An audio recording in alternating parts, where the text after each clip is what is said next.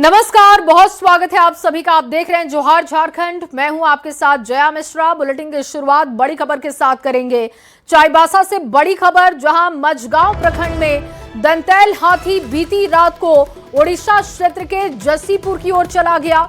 कल देर शाम तक हाथी को ट्रैंकुलाइज करने का प्रयास करने के दौरान हाथी बेनी सागर से निकलकर ओडिशा क्षेत्र के काजू बागान होते हुए आगे निकल चुका है। झारखंड ओडिशा सीमा क्षेत्र में वन कर्मियों के ट्रैक से फिर से हाथी गायब हो चुका है। तो चाईबासा से ये बड़ी जानकारी आपको दे रहे हैं। ओडिशा से हाथी के मझगांव आने की खबर। वन विभाग का अभियान अभी भी जारी है। ट्रैंकुलाइज करने की कोशिश की गई, लेकिन बताया जा रहा है कि उसी बीच हाथी ओडिशा में दाखिल हो चुका है। रुपेश प्रधान ज्यादा जानकारी के साथ जुड़ चुके हैं। रुपेश, अभी हाथी के मूवमेंट को लेकर क्या बताया जा रहा है? ट्रैंकुलाइज करने की कोशिश लगातार नाकाम साबित हो रही है, इसके पीछे की वजह क्या बताई जा रही है? क्या अपडेट है? जी बिल्कुल, कल शाम को जब हाथी को बेनी सागर से बाहर निकालकर ट्रैंकुलाइज करने का प्रयास किया जा रहा था, तो उस दौरान हाथी ओडिशा क्षेत्र में घुस गया था।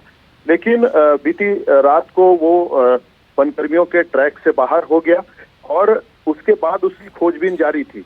आज सुबह दोपहर के समय जब वनकर्मियों को फिर जानकारी मिली कि बेनी सागर से कल जहां हाथी था, वहां से करीब 5-6 किलोमीटर दूर खड़पोस क्षेत्र में हाथी के निशान कुछ पाए गए। एक खेत में जैसे कुछ हाथी खाकर चला गया है। तो ग्रामीणों से जब सूचना मिली तो वहां पर वन विभाग की टीम और ओडिशा की टीम भी वहां पर पहुंची और हाथी को सर्च करने का अभी भी जो अभियान है वो जारी है। ओडिशा की जो ट्रैंकुलाइज करने वाली स्पेशल टीम है वो भी साथ में मौजूद है कि जैसे ही हाथी नजर आया या ट्रैक हुआ तो उसको ट्रैंकुलाइज किया जाएगा, जगह अगर सही पाया गया तो। लेकिन इस क्षेत्र में अभी सैकड़ों वनकर्मी अलग अलग टीम में करीब 5-7 किलोमीटर के रेडियस में या और आगे भी सर्च किया जा रहा है, लेकिन अब तक हाथी ट्रेस नहीं हो पाया है। जी रुपेश, लेकिन लगातार देखिए हाथी लोगों में डर का माहौल तो पैदा कर रहा है, जान माल का नुकसान भी कर रहा है।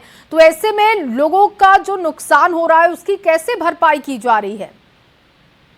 देखिए, लोगों का जो नुकसान हो रहा है उसके लिए तो वन विभाग उन्हें आश्वासन दे रहा है कि प्रक्रिया के मुताबिक उनका जो भी मुआवजा है वो मिलेगा उन्हें। जैसे कल बेनी सागर में भी एक घर को नुकसान पहुंचा गया, या जानमाल की जो क्षति हुई है उसका मुआवजा तो उन्हें मिलेगा। प्रक्रिया के तहत देर हो लेकिन मिलेगा। लेकिन अभी भी खतरा टला नहीं है और ओडिशा क्षेत्र से फिर वापस मझगांव क्षेत्र में घुसने की जो खबर आई है या खेत में जो निशान पाए गए हैं उसके आधार पर अभी वन विभाग और ज्यादा अलर्ट हो गया है। सारी टीमें फिर से अलर्ट होकर अभियान चला रही है। आज सुबह से ही फिर ऑपरेशन जारी है, लेकिन अब तक हाथी को नहीं ट्रैक कर पाना ये भी चिंता का विषय हो गया है। हालांकि अलग अलग टीम सर्च ऑपरेशन में लगी हुई है और ट्रैंकुलाइज करने वाली टीम भी साथ साथ चल रही है। जी, और रुपेश, लोगों को कैसे जागरूक किया जा रहा है? क्योंकि ये अपील तो की जा रही है कि वो अपने घरों में रहें, लेकिन कामकाज के लिए घर से बाहर तो निकलना है। ऐसे में क्या कोई और अभियान चलाया जा रहा है जिससे ज्यादा से ज्यादा लोगों को जागरूक किया जाए? देखिए, जब से हाथी द्वारा नुकसान पहुंचाया जा रहा है जिले के अलग अलग क्षेत्र में, खासकर इस हाथी के द्वारा, तो वनकर्मियों द्वारा या फॉरेस्ट डिपार्टमेंट के द्वारा आम सूचना भी जारी किया गया है और अलग अलग क्षेत्रों में माइक से अनाउंस कर भी लोगों को ये बात बताया जा रहा है कि आप लोग अलर्ट रहें या शाम के समय ज्यादा मूवमेंट लोग इधर उधर नहीं करें, जिससे कि इस मामले में खासकर ये देखा गया है कि हाथी दिन में मूवमेंट नहीं कर रहा है, दिन में कहीं जंगल क्षेत्र में या पेड़ों के झुंड में इस तरह छुपा रह रहा है। और लेकिन शाम जैसे ही होती है तो हाथी का मूवमेंट शुरू होता है और वो घटना को अंजाम दे रहा था। इसीलिए शाम के समय विशेषकर लोगों को कहीं मूवमेंट नहीं करने या घर से बाहर सावधानी से निकलने के लिए अलर्ट किया जा रहा है। वो जो बिल्कुल, और हाथी को कब तक ट्रैंकुलाइज किया जाता है ये भी देखना होगा। बहुत शुक्रिया रुपेश तमाम जानकारी के लिए। और वहीं रामगढ़ में भी 18 हाथियों के झुंड ने उत्पात मचा रखा है। 20 दिसंबर से हाथियों का झुंड आतंक फैला रखा है, जिससे कि लोग भयभीत हैं।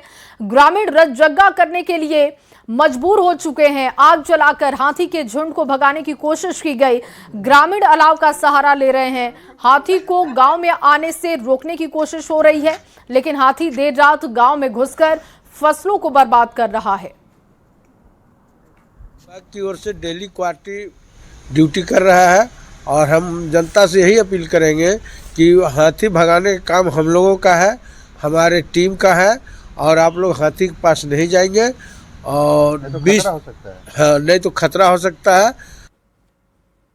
अब हम पहुंच चुके हैं रामगढ़ वन क्षेत्र के कांकेबार में। इस गांव में 20 दिसंबर से 18 हाथियों का झुंड लगातार उत्पात मचा रहा है।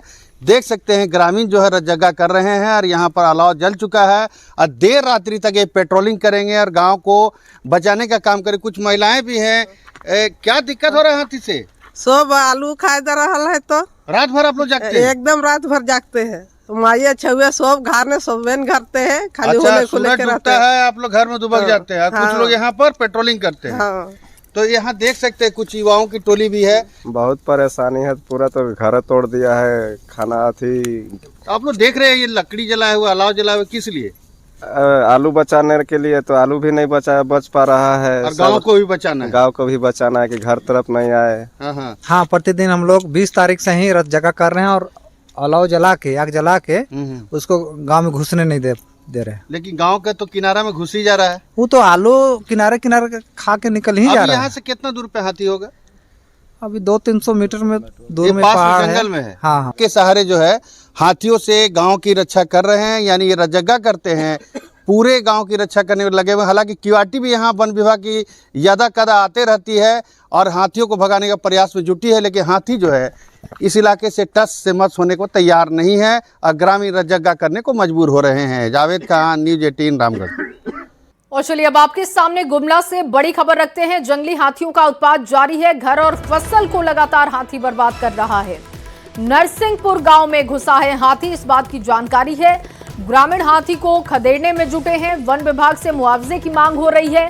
कामदारा प्रखंड का ये मामला आपको बता रहे हैं। गुमला से बड़ी खबर, हाथियों के आतंक से लोग परेशान हैं। वन विभाग से मुआवजे की मांग उठाई जा रही है। नरसिंहपुर गांव में घुसा है हाथी, फसलों को लगातार बर्बाद कर रहा है। और चलिए एक और बड़ी खबर आपके सामने रखते हैं जो कि धनबाद से है, जहां धनसार थाना क्षेत्र में इलाज के दौरान एक व्यक्ति की मौत हो गई। मौत के बाद परिजनों ने अस्पताल में जमकर हंगामा किया। डॉक्टर और अस्पताल प्रबंधन पर गंभीर आरोप लगाए जा रहे हैं। दरअसल परिजनों के मुताबिक अख्तर खान को गंभीर हालत में पहले पाटलिपुत्र नर्सिंग होम में भर्ती कराया गया, जहां उनकी नाजुक स्थिति को देखते हुए डॉक्टर्स ने उन्हें SNMMCH में रेफर कर दिया। आरोप है कि वहां पहुंचने पर करीब 2 घंटे तक मरीज को भर्ती नहीं किया गया। इलाज में देरी की वजह से उनकी जान चली गई। मेरे सास अंदर नहीं जा रहे थे, डॉक्टर को लाए, यहाँ पे बोले कैसे सब बात, पहले बोले जगह खाली नहीं, फिर दौड़ दूड़ करके जगह खाली हुआ, फिर भी डॉक्टर इंतजाम ही नहीं कर रहे कुछ भी। 4 बार चेक करके चली, 4 बार आ रहे जा रहे, ये क्या दिख रहा है? गार्डन था ये, किसी का आदमी जान चल गया, उन लोग का है, पूरा हॉस्पिटल का गलती है, पूरा 100%। हम अपने पापा को लेकर आए थे, सही थे पापा, खाली ऑक्सीजन चल रहे थे, बोले कि वहाँ ले जाओ, वहाँ से ले जाओ, वहाँ सब सही हो जाएगा, लेकिन डॉक्टर का लापरवाही। अगली खबर बोकारो से, जहां चिरचास थाना क्षेत्र में चिरचास प्रजापति पेट्रोल पंप के सामने महिलाओं ने जमकर हंगामा किया। जानकारी के मुताबिक पंप के सामने पार्लर का संचालन किया जा रहा है। स्थानीय महिलाओं का आरोप है कि इस पार्लर में देह व्यापार का धंधा किया जाता है। महिलाओं ने इसके खिलाफ जमकर हंगामा किया और इसके बाद मजिस्ट्रेट मौके पर पहुंचे, लोगों को शांत कराया गया। यहाँ पे हम लोगों को कुछ दिन से ऐसा लग रहा था कि कुछ गलत हरकत हो रही है। सामने एक दुकान है जहाँ पे मेंस लुक स्मार्ट लिखा हुआ दुकान का नाम है, और एक लेडीज है जो मुझे लगता है आए दिन से ड्रंक रहती है और 3-4 लेडीज मिलकर यहाँ पर गलत हरकत कर रही हैं। इनके आसपास में पूरा जो गंदगी इनकी फेंकी जाती है, उन सब से ये पता चलता है कि यहाँ पे बहुत गंदा काम हो रहा है। इलीगल तरीके से पार्लर चल रहा है। यहाँ अक्सर लोगों का आना जाना रहता है, जेंट्स लोगों का, और अक्सर हंगामा होता है। तो इधर पिछले कुछ दिनों से हम लोग थाना को संपर्क किया है हमने, और थाना का जो अभी तक आया है उसके हिसाब से पॉजिटिव रिस्पांस मिला है। महिलाओं के तरफ से पुरजोर विरोध हुआ। जब वो गाली गलौज करने लगी तो उसके बाद जो है जब प्रशासन के ऊपर दबाव आया तो SDO मैडम आई और SDO मैडम ने खाली करने का आदेश दिया है। और चलिए आगे बढ़ते हुए आपके सामने एक और बड़ी खबर रखते हैं, जो कि राजधानी से, जहां पुलिस ने बाइक चोर गिरोह का खुलासा किया। 3 शातिर आरोपियों को गिरफ्तार किया है। आरोपियों के पास से 8 बाइक बरामद की गई। चोरी की कई बाइक को ये बेच दिया करते थे, जिससे रिकवर कर लिया गया है। गिरोह के अन्य सदस्यों की तलाश में पुलिस जुटी हुई है। जानकारी के मुताबिक महज 30,000 में महंगी बाइक ये बेचा करते थे। करवाया गया है। इन्होंने कुछ बाइक को इन्होंने बेच भी दिया था, जहां इन्होंने बेचा था फर्जी कागजात के बेस पे, या जो फर्जी ऐसे झूठ बोल के जो बेचा गया था इनके द्वारा बाइक्स को, वहां से सारी बाइक्स को रिकवर किया गया है। इनके द्वारा कुछ और भी बाइक्स के बारे में सूचना दी गई है, जो आगे अग्रसर कार्रवाई करते हुए उनको भी रिकवर किया जाएगा। और जो बाइक्स हैं जो रिकवर हुई हैं, due process of law court process के बाद इनको इनके जो राइटफुल ओनर है उनको हैंड ओवर कर दिया जाएगा। और अगली खबर जमशेदपुर से, जहां निजी स्कूलों को मिलने वाली आरटीई प्रतिपूर्ति राशि को लेकर एक बार फिर से मामला गर्मा चुका है। अभिभावक संघ ने उपायुक्त और जिला शिक्षा अधीक्षक को पत्र लिखा। शिक्षा का अधिकार अधिनियम के तहत आर्थिक रूप से कमजोर वर्ग के बच्चों के नामांकन पर बकाया प्रतिपूर्ति राशि का शीघ्र भुगतान करने की मांग उठाई है।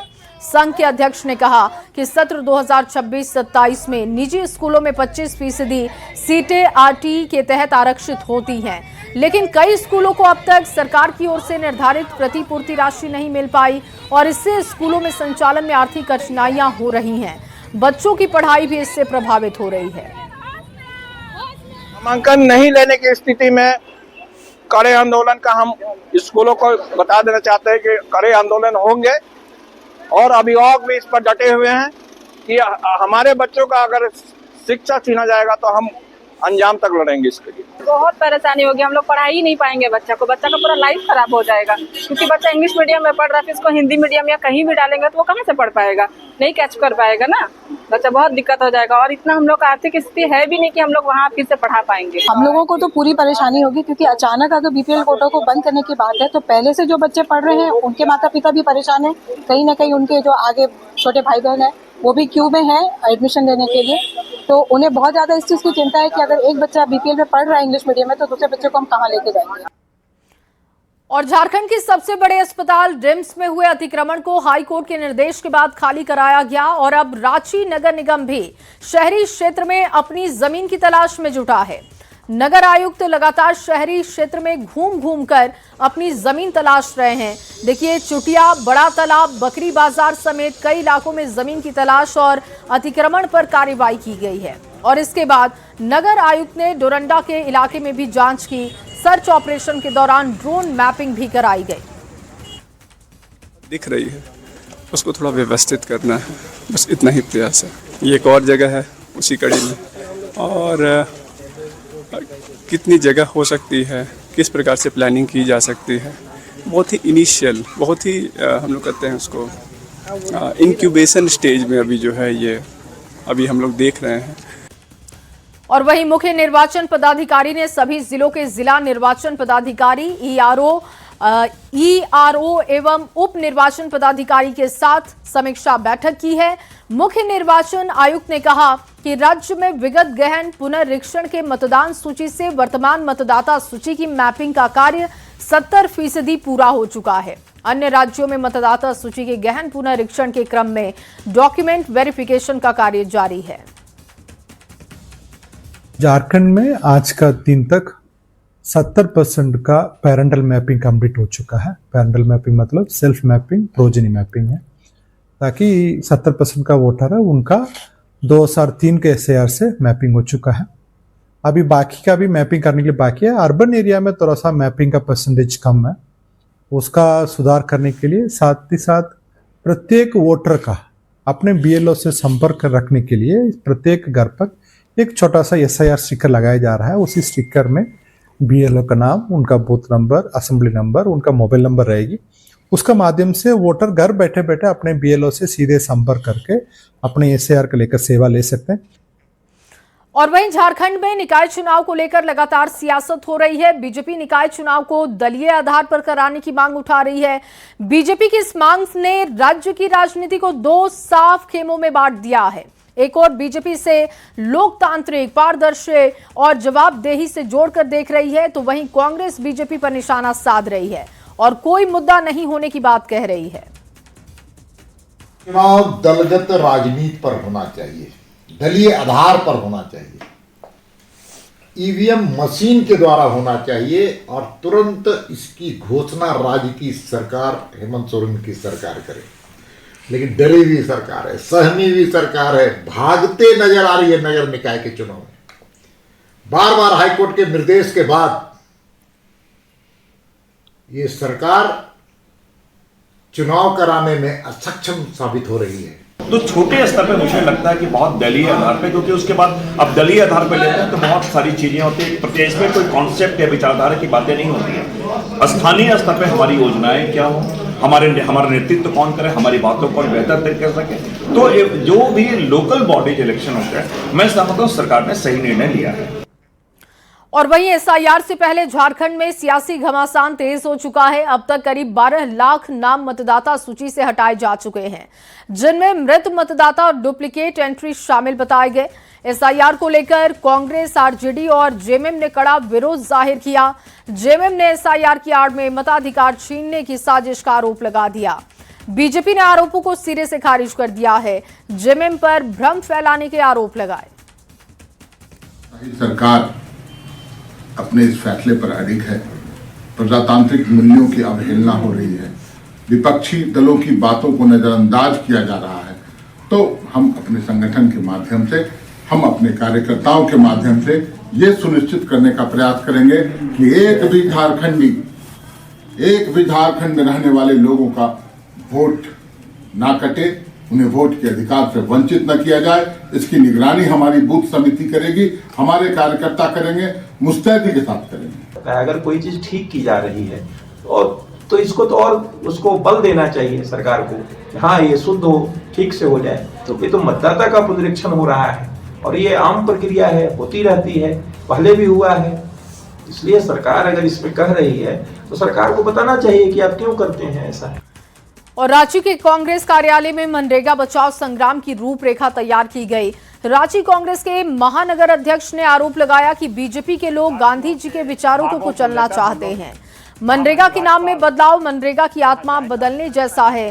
प्रदेश अध्यक्ष ने जानकारी दी कि 6 स्तर पर कांग्रेस इस विरोध प्रदर्शन को करने वाली है। 11 जनवरी को सभी जिले में गांधी प्रतिमा के पास उपवास होगा और इसके बाद 12 से लेकर 19 जनवरी तक हर पंचायत में नुक्कड़ सभा और अभियान चलाए जाएंगे। इसके बाद 7 से 15 फरवरी तक राजभवन घेराव की तैयारी होगी। को मारने का प्रयास लोग लगातार कर रहे हैं। शरीर को तो मार चुके, लेकिन हम कांग्रेसी कटिबद्ध है कि उनकी आत्मा को, उनकी सोच को हम बनने नहीं देंगे। ये लड़ाई जितनी लंबी चले हम लड़ते रहेंगे। और अगर मनरेगा की बात करें तो आप सभी को पता है लगातार 20 साल से ये मनरेगा ग्रामीण भारत की रीढ़ की हड्डी रही है। क्या राहुल जी का जो पत्र होगा या मनरेगा के संबंध में जो पोस्टर पंपलेट जिला में छपाए गए हैं, ये सारे चीज़ों का और नुक्कड़ सभा होगा और 30 जनवरी से 26 तक वार्ड स्तर तक शांतिपूर्ण धारणा कार्यक्रम होगा और उसके बाद 31 जनवरी से 6 फरवरी तक जिला स्तरीय मनरेगा बचाओ धारणा होगा। और वहीं बीजेपी झारखंड इकाई के संगठन पर्व अपने अंतिम चरण में है। जिला अध्यक्षों की घोषणा कर दी गई है। रांची महानगर के अध्यक्ष एक बार फिर से वरुण साहू बने हैं और इसकी घोषणा निर्वाची पदाधिकारी गीता कोड़ा ने की है। इस मौके पर प्रदेश अध्यक्ष बाबूलाल मरांडी भी मौजूद रहे। वरुण साहू ने रांची महानगर अध्यक्ष की जिम्मेदारी ली। गीता कोड़ा ने इस बात की घोषणा की है और देखिए इस मौके पर प्रदेश अध्यक्ष बाबूलाल मरांडी भी मौजूद थे।